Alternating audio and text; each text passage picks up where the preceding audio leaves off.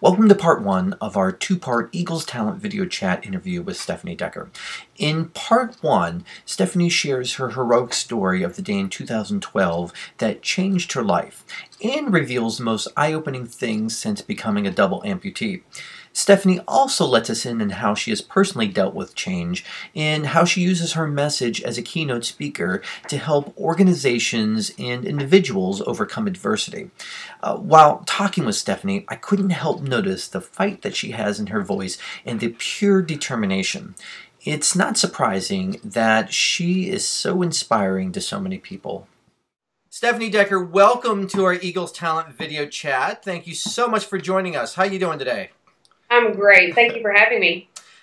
Stephanie, before we get into how the tornado on March 2nd, 2012 changed your life, tell me a little bit about who you were in your life before the tornado. Interesting. Yeah, I get that question a lot. And typically I consider it the average typical family of four with two kids, a home, a dog, with a white picket fence. That is the norm of our lives. We were sports fanatics. My husband's a high school teacher, a baseball coach. I am still currently in sleep medicine. I deal with patients that have sleep apnea and sleep disorders. We lived our lives as a typical family in the suburbs and took our kids to school, played sports, went to their events after school, and really lived a relatively low-key, low-profile life. Up until March 2nd.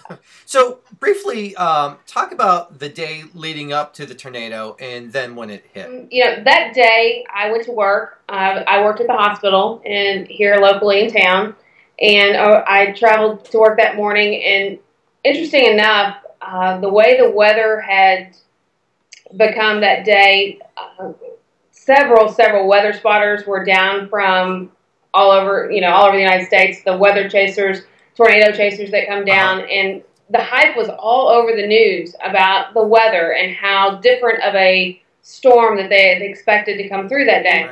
According to all the weathercasters, they were predicting a pretty bad and severe tornado coming through. Never in a million years do I think of it as what has hit in Oklahoma and other areas would hit our area. And then it became around 2:30, 2:15, Joe and I were trying to make a decision on what we were going to do because they were predicting that the tornado path was actually coming to Sellersburg, which is where my kids go to school. It's about 20 minutes from the town that we actually lived in, which is Henryville. And we had to make a decision on what we were going to do. Were we going to go get the kids, and was I going to go leave work early, pick up the kids, and go on home? Or were we going to leave them in school, everybody stay where they're at? And typical parent decision, right? Yeah. Our school, if it had gotten hit, would have been destroyed. They don't have basements. They don't have underground tunnels.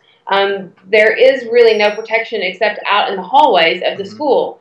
And I just didn't feel comfortable, and neither did Joe, feel comfortable with leaving our kids at school where we had no control. We had no decision as to their safety and where they were going to be, and felt that the best place would be is in our home, in our basement. And so that's what we ended up doing, is I went to pick up the kids to get them home from school and take them home to our basement. You know, we had done everything that I felt or I thought at the time were the things that I needed to do. But little did I know exactly what would happen a few minutes later. Wow. And so when it hit, talk about, like what went through your mind? I mean, it's probably not even much time to think, really, when it hit, I'm sure, right? No, it's funny. What is ironic is it's like a movie reel in my head. I can literally tell you minute by minute of from the 2.5 hours at that moment, that from the time it started till the time it ended, every little detail about what had happened. And it only took about 30 seconds to level our home. I mean, that's really all the time it took. But when I started to realize things were going wrong quickly is when my house started to shake. And of course, you have to understand it was a 2-story brick and stone home. It was built that a house of this magnitude should not be shaking and vibrating. The windows were vibrating. I watched my trampoline go at about 125 miles an hour across the back of my walkout basement. And I knew at that point that something was wrong, that this was not your typical storm. I had not seen winds like this ever in my life. Right. I knew that, okay, let's move to the back side of the basement. Joe and I were continuing to text each other. He said, get to the deepest part of the basement where you're the most protected. Mm-hmm. I happened to grab a blanket on my way that the kids were sitting on. And literally within 30 seconds, I looked up. The side window of our basement had blown out. Uh-huh. And I instantly wrapped the kids up, tied them up in it, and laid on them, and watched the foundation pull away from the house. And it completely lifted our house up. And, it's very hard to describe the gut-wrenching fear and pain that you have at that moment, because I really felt that this was the end for my kids. Not necessarily thinking about me, but absolutely wondering, how am I going to save these children? How I cannot believe their lives at such a young age were going to be gone because we're in the basement of our home and an F4 is hitting it.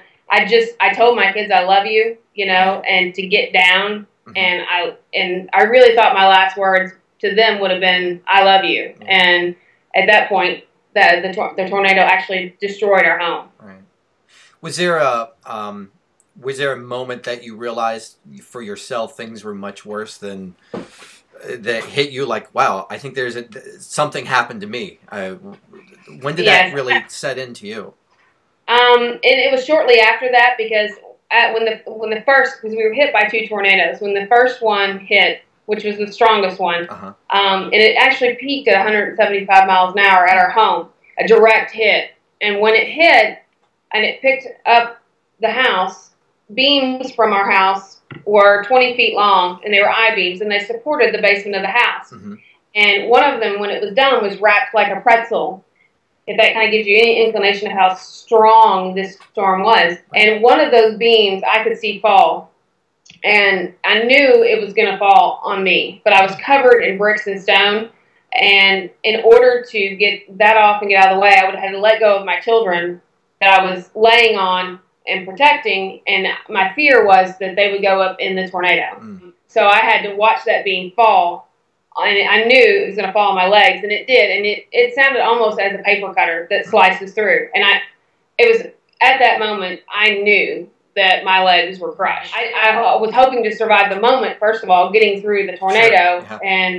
And if I could do that, then what were my options? But I knew it was severe when it first hit. I don't think it dawns on you exactly how bad that is until you have a moment to collect your thoughts. And once the storm had passed and my kids were out and they were okay, then it was, okay, how am I going to get out of here alive? I knew I didn't have a whole lot of time just based on the injuries. And one of my best friends is a nurse. I'm in the medical field. I understand the depth of my injuries. Right. It's just trying to figure out how to survive those injuries for any length of time. Was there a moment that you felt you were, by the end of that day or what have you, that you felt like I can exhale, that you knew that you were going to be okay?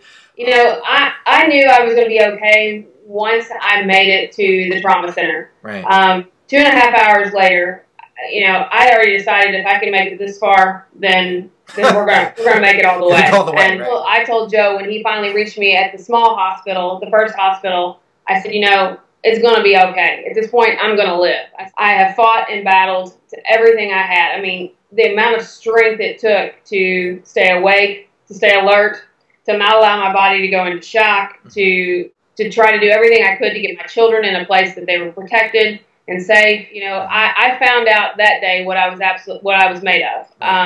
And I think we all at certain points in our life get tested. Mm-hmm. This was my moment to get tested. Mm-hmm.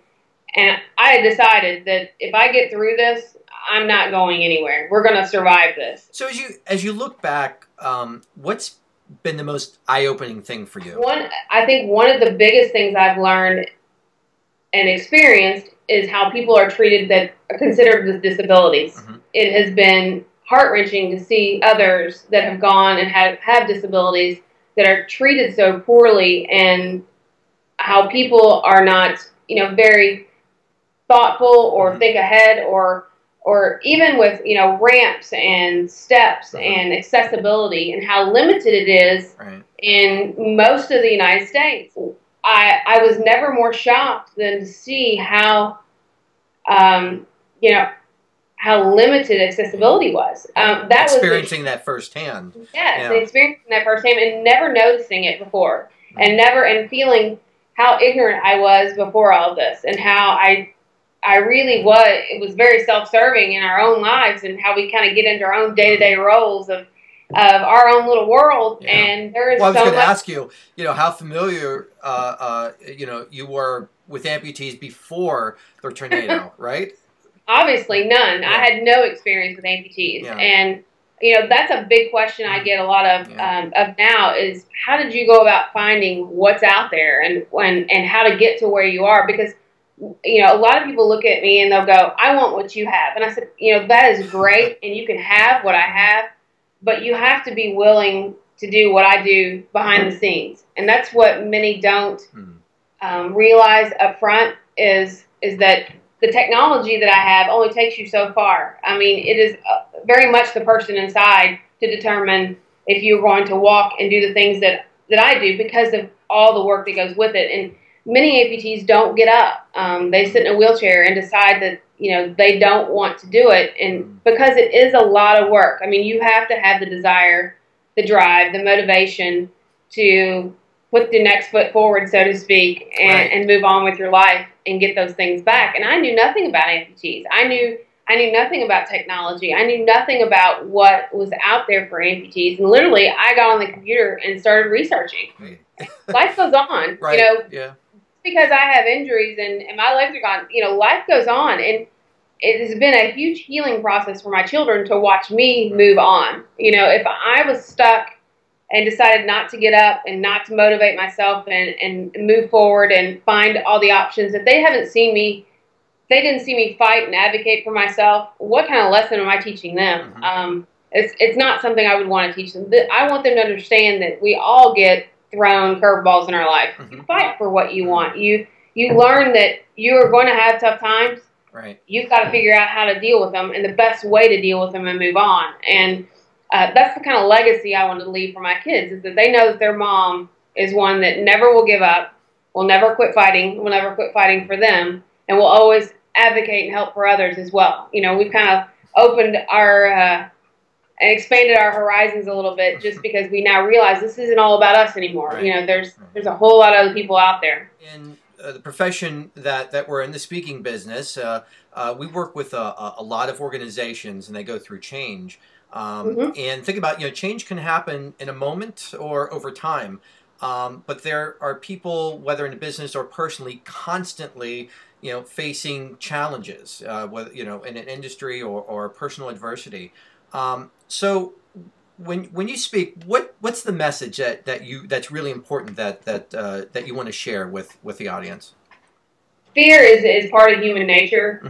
You cannot be afraid to change, and you have to be willing to accept that, you know, it happens to all of us. You know, when you think you're going through the most devastating part of your life, which you may be, you know, you have to remember that everybody has a story. It's not just you. You're not alone in your battles. The sooner that you accept what has happened, whatever the struggle is in your life, and embrace it, and embrace that struggle, you know, the faster your burden is lifted, I believe. I mean, my burden was lifted 10 minutes after my accident, because I knew that I didn't have another option. I just had to find my new normal, and that's changed. I still to this day find my new normal in life, and I'm not afraid of that. You know, I'm not afraid to advocate for myself.